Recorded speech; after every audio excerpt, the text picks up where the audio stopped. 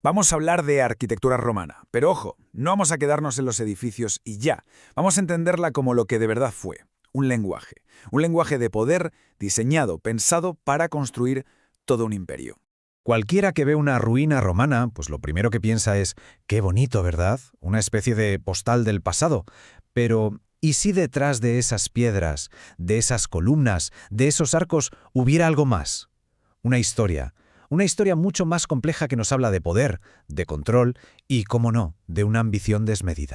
Y esta cita, la verdad es que lo resume perfectamente. Para los romanos, la arquitectura no era un adorno para nada, era, digamos, una declaración de intenciones en toda regla. La prueba física de su gran proyecto, dominar el mundo. Cada edificio era una pieza más en su tablero, una herramienta para imponer su forma de ver las cosas. Venga, pues vamos a meternos de lleno en esto. Vamos a rascar un poco esa superficie de mármol, para ver qué hay debajo, para entender cuál era el propósito real de cada acueducto, de cada anfiteatro. Y aquí está la clave de todo. Para Roma, construir era literalmente gobernar. No hay más. Sus edificios servían para organizar a la gente, para marcar su territorio. Piénsalo, desde Hispania hasta Siria. Y por encima de todo, para gritarle al mundo que Roma era el centro del universo. Ni más ni menos. Ok, pero ¿cómo lo consiguieron? Bueno, para entenderlo tenemos que fijarnos en un cambio de chip total que tuvieron, algo que los diferenció por completo de los que vinieron antes, sobre todo de los griegos. Su plan era otra historia.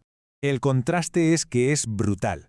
A ver, los griegos, ellos buscaban la belleza, la perfección casi divina en sus templos. Los romanos, todo lo contrario, eran prácticos hasta la médula. Su obsesión era la utilidad. Necesitaban crear espacios gigantescos para poder gestionar una sociedad que era urbana, que era compleja y que estaba, a reventar de gente. Y solo hay que ver en qué se gastaban el dinero, cuáles eran sus prioridades. No se dedicaban solo a hacer templos, que va, lo suyo eran las infraestructuras, acueductos para que las ciudades tuvieran agua, calzadas para mover ejércitos y claro, para el comercio, termas que eran el centro de la vida social y basílicas para los negocios y la justicia.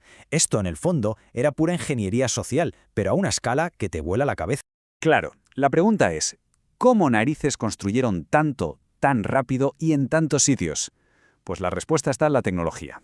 Hubo una auténtica revolución que de la noche a la mañana cambió las reglas del juego por completo. A ver, que quede claro, los romanos no inventaron estas tres cosas de la nada. El arco, la bóveda y la cúpula ya existían, pero lo que sí hicieron fue perfeccionarlos hasta un nivel increíble y usarlos como nadie lo había hecho antes. Se convirtieron básicamente en los ladrillos de su imperio, lo que les permitió cubrir espacios gigantescos. Y si esas eran las herramientas, este era su superpoder, el opus caementicium, vamos, el hormigón romano. Y esto de verdad fue un antes y un después. ¿Por qué? Pues porque era muchísimo más barato, no hacían falta canteros súper especializados para trabajar con él y, lo mejor de todo, les permitía hacer formas curvas, formas atrevidas, cosas que con la piedra tallada eran sencillamente imposibles. Así que, si juntas las piezas, el impacto es brutal. Tenían un material más barato y que se adaptaba a todo, así que podían construir mucho más rápido y a una escala que nadie había visto jamás. Esta innovación no va solo de levantar edificios, va de que gracias a ella pudieron consolidar y expandir el imperio. Fue el cemento, nunca mejor dicho, de su poder. Vale, ya sabemos el cómo, sabemos qué tecnología usaban, pero volvamos a la pregunta del millón, el para qué. ¿Cómo usaban todos estos edificios tan modernos para tener controlados a millones y millones de personas? Pues es que cada tipo de edificio público tenía su papelito en este gran teatro del orden. La basílica, por ejemplo, era donde se movía el dinero y donde se impartía justicia.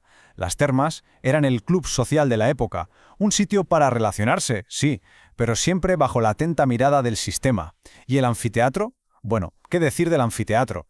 Era el escenario del famoso pan y circo, un show de masas donde el poder se lucía sin ningún tipo de disimulo.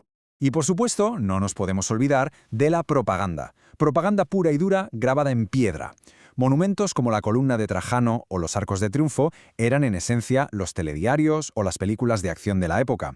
Contaban las batallas y las victorias del emperador paso a paso para que todo el mundo, supiera leer o no, entendiera quién mandaba. Y esta estructura de control llegaba hasta la misma puerta de casa, ¿eh? Mostraba sin ningún tipo de filtro la gigantesca brecha social que había. Por un lado tenías las insulae, que eran bloques de pisos, a menudo bastante cutres y abarrotados, para el pueblo llano.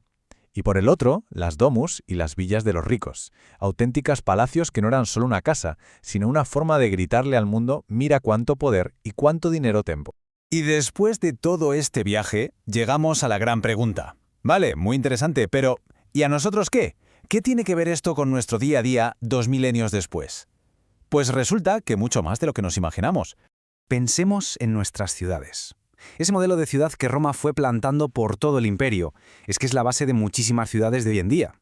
La idea de organizar las calles en una cuadrícula, de tener una gran plaza central donde pasa todo, el concepto mismo de construir edificios públicos monumentales, todo eso, todo es una herencia directa de Roma.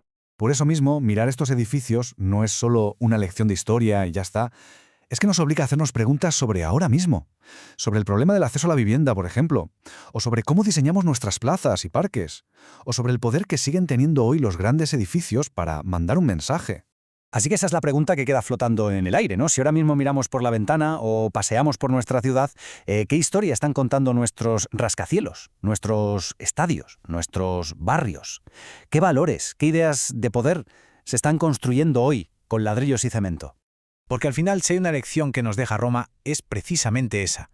El espacio que pisamos, en el que vivimos, nunca es neutral. Jamás.